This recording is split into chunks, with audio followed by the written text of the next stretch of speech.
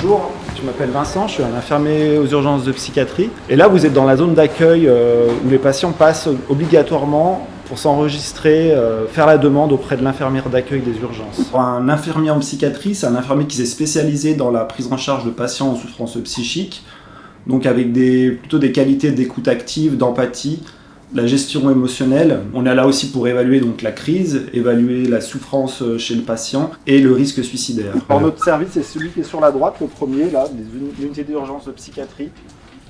Ici c'est notre salle d'attente, où vous allez être installé en attendant qu'un infirmier vienne vous chercher pour vous installer dans un bureau d'entretien. Généralement le temps d'attente avant d'être vu par un infirmier c'est 5 à 10 minutes.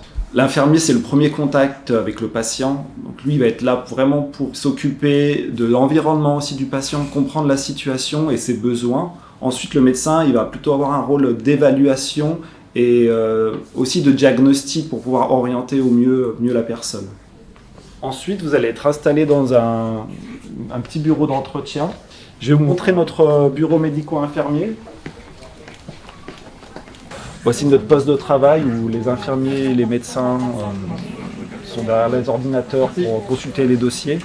La consultation aux urgences est prise en charge par les assurances de base, comme toute consultation d'urgence, et la tarification elle varie en fonction de la durée de prise en charge. Tous les infirmiers des urgences de psychiatrie sont équipés d'un téléphone portable où là on reçoit tous vos appels depuis l'extérieur. S'il y a une urgence, on peut répondre n'importe quand, 24 heures sur 24. Donc, notre numéro est accessible depuis l'extérieur assez facilement. On reçoit beaucoup d'appels, de demandes d'aide, de demandes d'orientation. Donc, par le téléphone, on peut déjà beaucoup évaluer la personne, sa demande, et l'orienter sans forcément qu'elle ait besoin de venir consulter aux urgences. Et récemment, on a reçu donc une carte postale de remerciement avec un petit cadeau. Voilà.